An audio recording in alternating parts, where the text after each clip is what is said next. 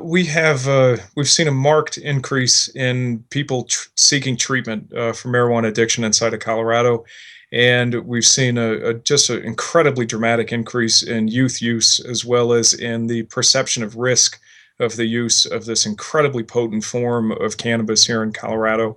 There's also a very well documented and pretty inarguable connection to increased risk of psychosis and even psychotic break for folks who are using these substances. The potency levels are 20 to 30% in the smoked form and up to 90% in some of the more aggressively butane extracted forms. But people have been smoking cannabis for a long time.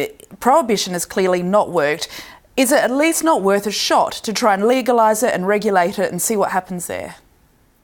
I think it's a great question, and I think people have been smoking cannabis for a long time, but we have to remember, central to this discussion is that the cannabis that people have been smoking for a long time has typically been under 4% THC content.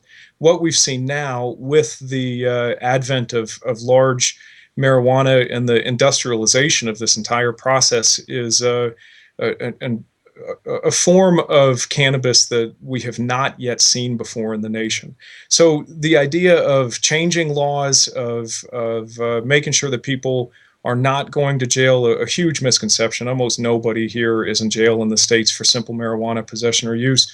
Yeah, that's a great idea. I hate seeing folks saddled with criminal records, things like that for minor infractions. But what we have done in Colorado has really unleashed the next form of big tobacco because we are not regulating the way that they can advertise and the way that they can so aggressively advertise to children.